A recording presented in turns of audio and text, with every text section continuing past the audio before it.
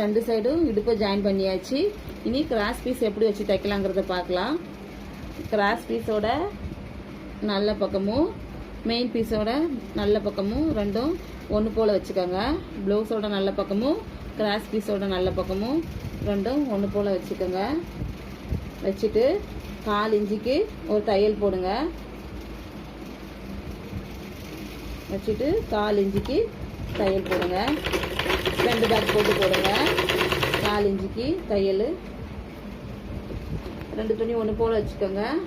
Blouse பீஸும் cross பீஸும் ரெண்டும் ஒன்று போல் வச்சுக்கோங்க.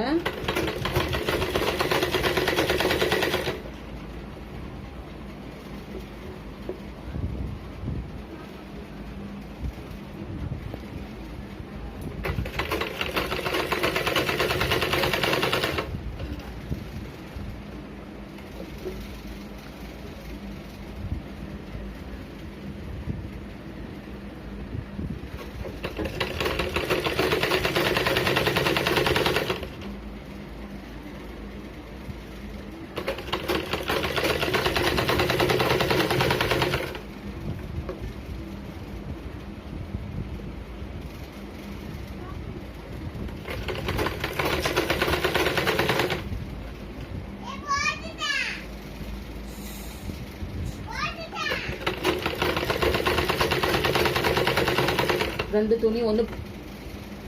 துணி ஒன்று போல் வச்சு தைங்க.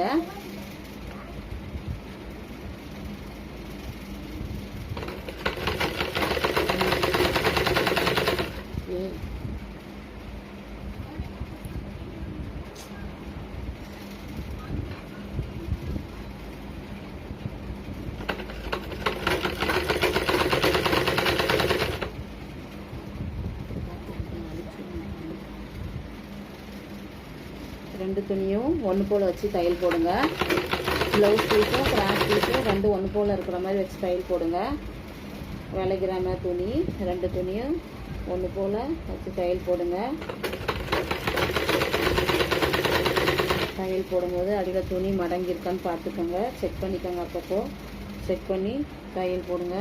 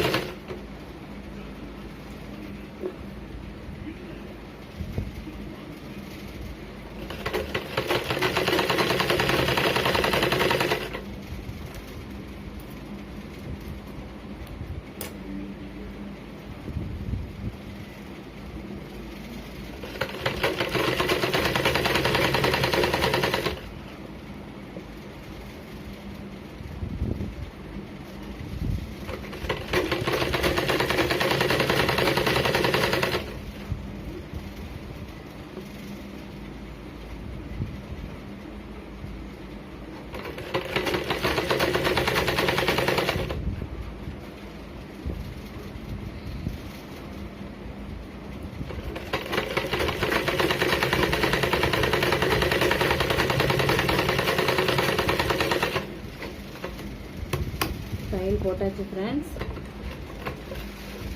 எக்ஸ்ட்ரா இருக்க துணியை கொஞ்சமாக ஒரு 1/4 இன்ச்சு மட்டும் விட்டுட்டு கட் பண்ணுங்கள். மடித்து தைக்கிறதுக்காக ஒரு 1/4 இன்ச்சு மட்டும், அதிகமாக வேணாம், ஒரு 1/4 இன்ச்சு மட்டும் விட்டுட்டு கட் பண்ணுங்கள். கட் பண்ணிவிட்டு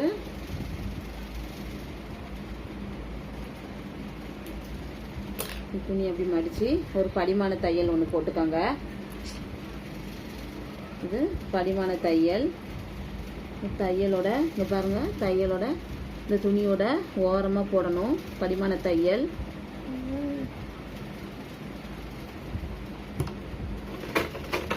துணியோட ஓரமாக போடுங்க.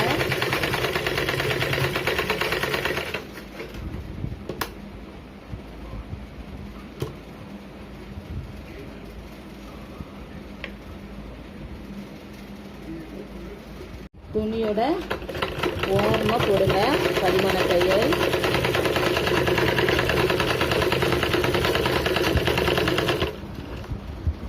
கீழே துணி மடங்கிருக்கான்னு பார்த்துக்கோங்க, செக் பண்ணிவிட்டு போடுங்க. துணியோட ஓரமாக போடணும், மடங்காமல் துணியோட ஓரமாக போடுங்க. படிமான தையல் போட்டாச்சு ஃப்ரெண்ட்ஸ். அதுக்கப்புறமா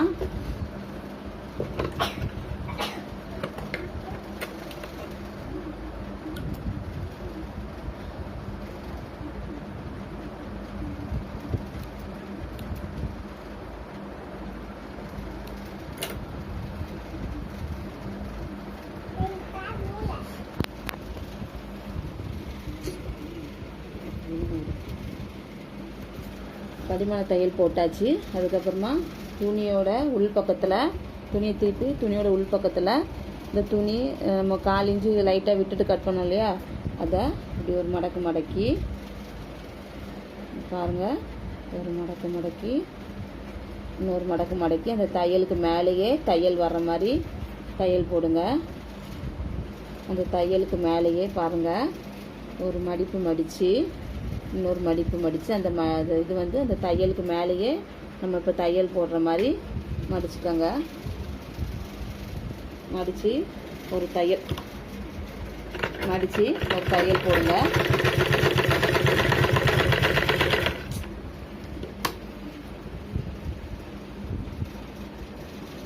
இது விலகிராமல் கரெக்டாக நம்ம தையல் போட்டோம் இல்லையா, அந்த தையலுக்கு மேலேயே தையல் வர மாதிரி பார்த்துக்கோங்க.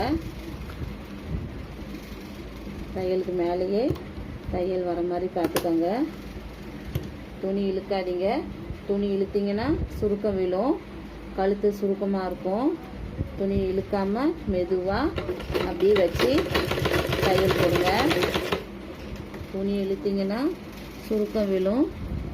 துணியை இழுக்காமல் மெதுவாக அப்படி மடித்து அந்த தையல் மேலேயே தையல் வர மாதிரி தையல் போடுங்க.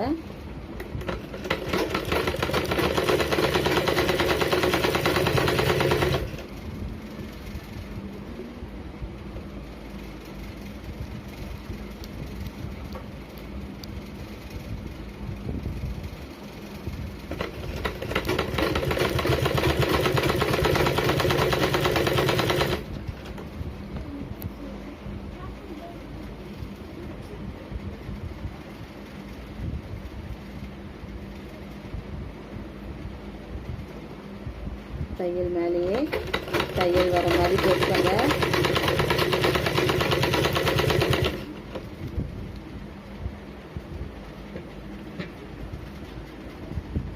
துணியை இழுக்காமல் மெதுவாக வச்சு போடுங்க, இல்லைன்னா கழுத்து சுருக்கமாக இருக்கும்.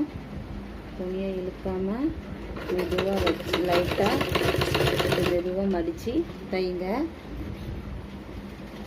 மெதுவாக அப்படி தைங்க.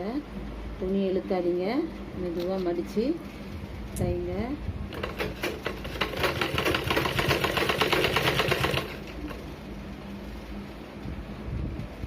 துணியை இழுத்து தைச்சிங்கன்னா கழுத்து பகுதி வந்து சுருக்கமாக இருக்கும்.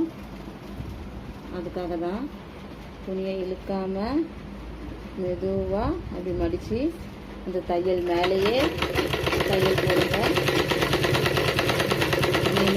தையல் மேலேயே வச்சு அதுக்கு மேலேயே தையல் வர மாதிரி பார்த்துக்கோங்க. தையல் வந்து விலகிராமல்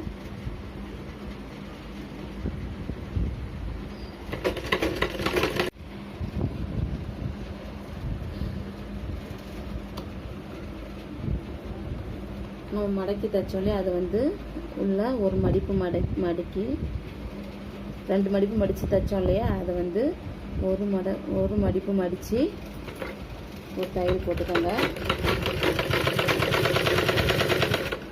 அடியில் துணி சுருங்காமல் லைட்டாக பார்த்து தைங்க. மெதுவாக வச்சு தைங்க. ஏன்னா அடியில் வந்து நீங்கள் இழுத்து தைச்சிங்கன்னா அடியில் வந்து துணி சுருக்கமாகும், கழுத்து பகுதி வந்து சுருக்கமாக இருக்கும். அதனால் மெதுவாக துணியை இழுக்காமல் வச்சு தைங்க.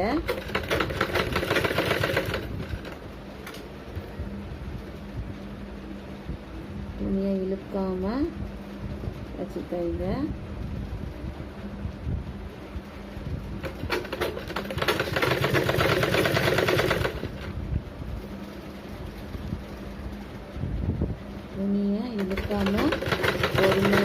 துணியை இழுக்காமல் பொறுமையாக வச்சு தைங்க.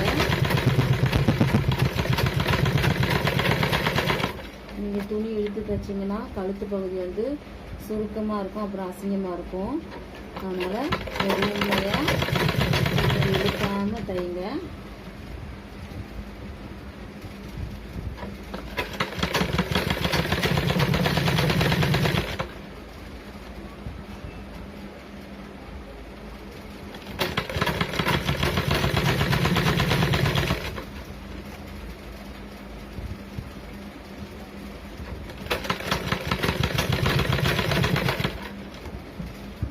பொறுமையாக இழுக்காமல் தைங்க.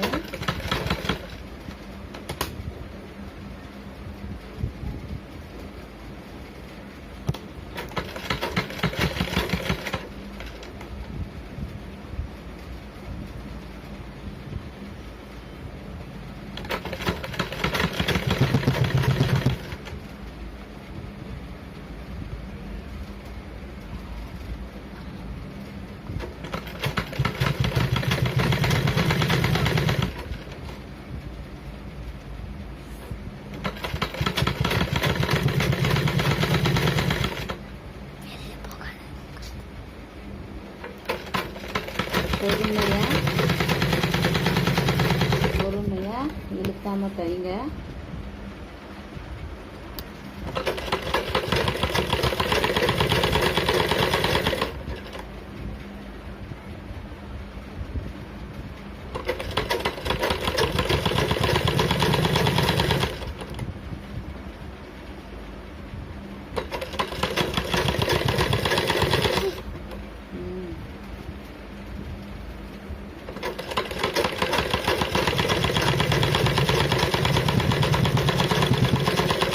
அவ்வளோதான் ஃப்ரெண்ட்ஸ், முடிச்சாச்சு.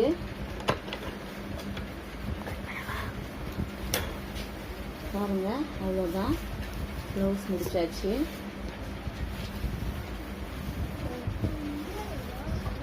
அடுத்த வீடியோவில் லைனிங் ப்ளவுஸ் எப்படி கட் பண்ணலாங்கிறத பார்க்கலாம்.